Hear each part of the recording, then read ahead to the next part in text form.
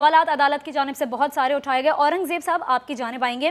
आपसे ये जानेंगे कि जैसे खालिद साहब ने कहा कि शाहरुख जतोई वाला जो केस है वो हमारे सामने है। अब सेशन कोर्ट ने तो ये फैसला दे दिया है कि सज़ाए मौत होनी है ज़ाहिर जाफ़र को, आगे फिर 2 अपीलें भी होनी है। लेकिन जब एक बुनियादी डिसीजन ठोस शवाहिद पर मबनी होता है तो फिर कितने चांसेस होते हैं कि हाई कोर्ट या सुप्रीम कोर्ट से जो है कोई नज़रसानी हो सके, कोई रिलीफ मिल सके मुजरिम को?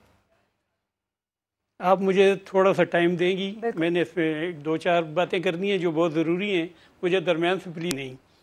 जी। बात ये है जी कि हमारे मुल्क का निज़ाम अदल तो आपको पता है कि क्या है। सदियां गुजर जाती हैं, एक नस्ल चली जाती है, दूसरी नस्ल चली जाती है, फिर कहीं जाके फ़ैसला होता है। उन लोगों को भूल ही जाता है कि क्या हुआ है और क्या नहीं हुआ, अपना केस तक भूल जाते हैं, गवाहों को शहादत भूल जाती है, हर चीज़ ख़त्म हो जाती है। इस केस में अगर वज़ीर-ए-आज़म पाकिस्तान, मैं तो दाद दूँगा उन्हें, chief justice of Islamabad high court को और सुप्रीम कोर्ट के मुअज़्ज़ज़ जजों को, कि उन्होंने इसमें एक टाइम फ्रेम मुकर्रर किया कि इसमें इस फैसले ने बहरहाल होना है। फ़ैसला तो हो गया, मैंने कहा इस हद तक फ़ैसला खुश आइंद है कि मरकज़ी मुल्ज़िम को सज़ा दी गई, लेकिन ये मरकज़ी मुल्ज़िम एक नहीं था।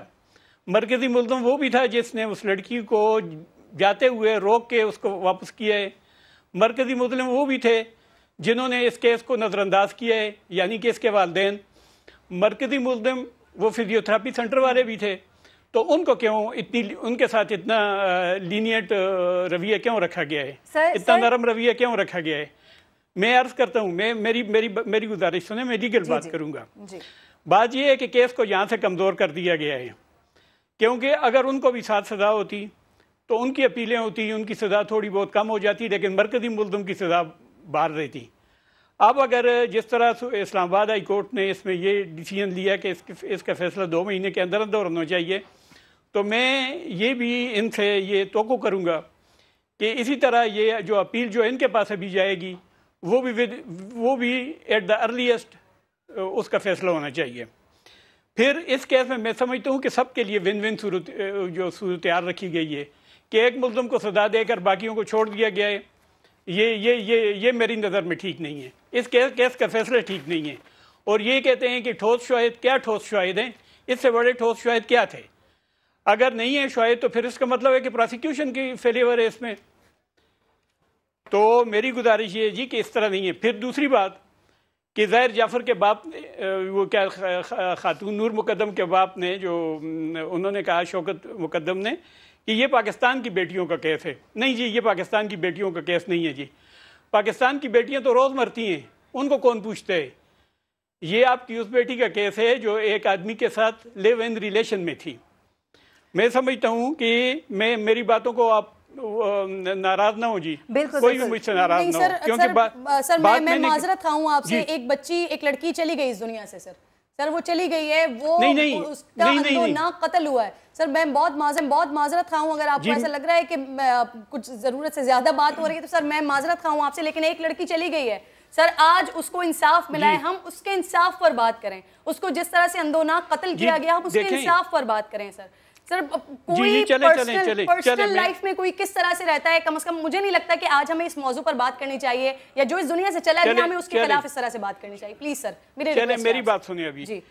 क्या सिर्फ पाकिस्तान में सिर्फ यही है केस है जिसके लिए युद्धदार electronic media, print media, hello आपकी आवाज मुझे नहीं आ रही, ये पूरा माशरा उठ खड़ा हुआ? मुझे इस केस को देखकर, जब हम स्कूल के तालिब इल्म थे तब एक वाक़या हुआ था 1968 गालबन। एक बहुत बड़े ब्यूरोक्रेट थे और एक बहुत बड़े शायर भी थे, मुस्तफ़ा ज़ैदी, जिनके एक मशहूर शेर है, इन्हीं पत्थरों पे चलकर अगर आ सको तो आओ, मेरे घर के रास्ते में कोई कहकशा नहीं है।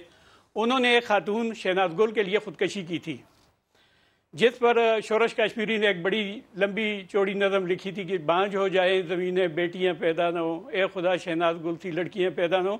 बात ये जी कि हमें माशरे को रोकना है जी। इसमें let us call a spade, इसमें सब हर चीज़ को ओपन करके कहना है ताकि हमारा माशरा इन बुराइयों से निकल आए।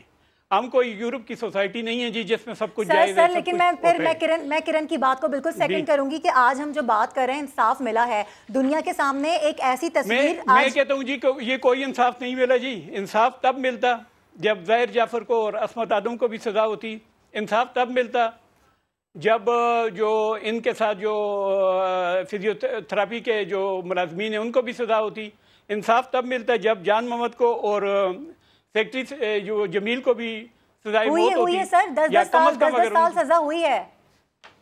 नहीं 10 साल सज़ा इसमें बहुत कम है जी, क्योंकि उन्हीं की वजह से अगर इनमें से ये उसके साथ इतने हाथ उसका न बिठाते तो ये लड़की फरार हो सकती थी, वहां से निकल सकती थी।